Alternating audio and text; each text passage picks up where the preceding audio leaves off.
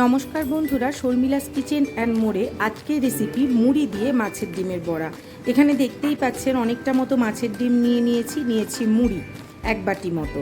এরপরে মাছের ডিমগুলোকে ভালো করে ধুয়ে তার মধ্যে কোচানো পেঁয়াজ দিয়ে দিয়েছি, কোচানো রসুন, আদা কুচি, আর দিয়ে দিয়েছি লঙ্কা কুচি, আর দিয়ে দিয়েছি ধনেপাতা কুচি।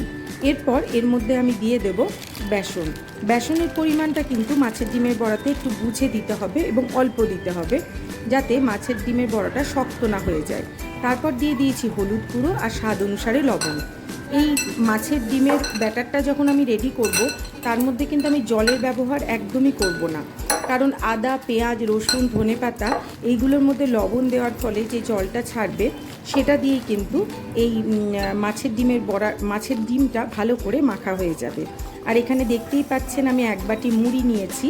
এই মুড়িটাই কিন্তু এই মাছের ডিমের বড়াটাকে একটা দুর্দান্ত টেস্ট দেয় এবং নরম এবং মুচমুচে করে তোলে। মুড়িটাকে ভালো করে মিক্সিতে গুঁড়ো করে নিয়ে মাছের ডিমের সাথে ভালো করে মিশিয়ে নিয়েছি। এরপর সেগুলোকে আমি বড়ার আকারে গড়ে নিয়ে এক এক করে ভেজে তুলব।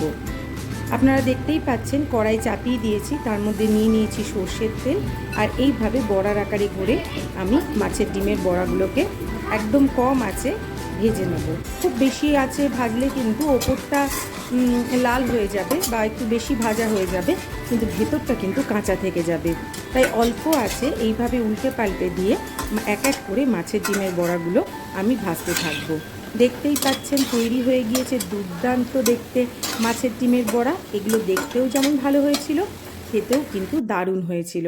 আপনারাও বাড়িতে অবশ্যই ট্রাই করবেন। মাছের ডিমের বড়া কেমন হয়েছে ফলো এবং সাবস্ক্রাইব করে দেবেন, আর একটা লাইক করে আমার পাশে থাকবেন। মুড়ি দিয়ে দিয়েছি কিন্তু এর মধ্যে, আর আলাদা করে মুড়ি নিতে হবে না, শুধু কামড়টাই যথেষ্ট, বাকিটা পেট বুঝে নেবে।